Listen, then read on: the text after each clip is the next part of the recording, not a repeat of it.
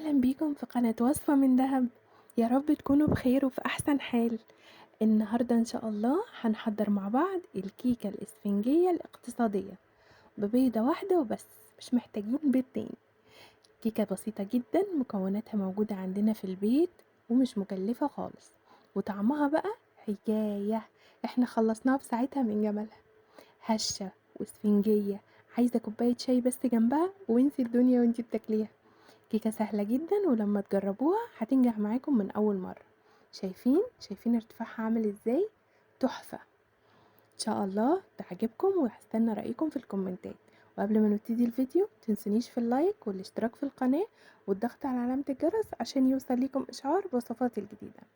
عندنا النهاردة كوبايتين من الدقيق، والكوباية اللي هنستخدمها في كل المكونات، ومعلقة كبيرة من البيكنج باودر، ورشة من الملح، وبيضة واحدة، ومعلقة صغيرة فانيليا، ولبن أو مية على حسب ما تاخد الكيكة، ونص كوباية زيت، وكوباية من السكر. وزي ما اتفقنا الكوباية اللي هنعاير بيها كل المقادير. أول حاجة هنحط البيكنج باودر ورشة الملح على الدقيق ونقلبه كويس، وأنا نخلة الدقيق ده قبل ما اشتغل. وبعدين في وعاء عميق كده هنحط فيه بيضة، وهنحط اللبن. تمام، ده مقدار صغير كده انا حطيته، وهشوف بعد كده هتحتاج تاني ولا لا. وبعدين الزيت، وهنضرب شوية المكونات دي كلها مع بعضها. تمام، هايل.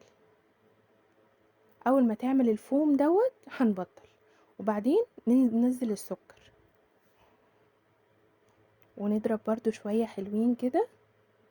تمام، ونكمل ضرب المكونات دي كلها مع بعضيها، وبعدين نحط الفانيليا ونضرب تاني شوية حلوين، وبعدين ننزل بنص كمية من الدقيق، يعني كوباية واحدة من الدقيق، ونضرب بس مش كتير بقى خلاص. يعني اول ما الدقيق يختفي خلاص، مش هنضرب كتير في المرحلة دي عشان ما نطلعش الهواء اللي احنا دخلناه واحنا بنضرب البيض مع السكر مع الزيت والحاجات دي. يعني شايفين انا بطلت على طول.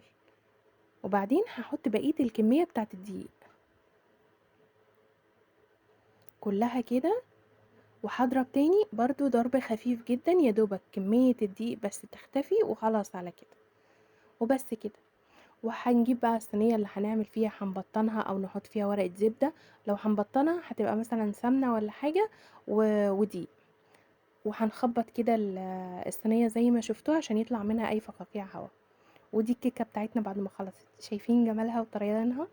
بصوا طرية ازاي وانا بقطعها، حكاية. وريحتها فظيعة بجد، ومخدتش مني وقت خالص ولا مجهود، بجد وقت بسيط جدا وكانت خالصة. هنا انا قطعتها تقطيعة غريبة كده بس معلش. شايفين ارتفاعها قد ايه وجمالها؟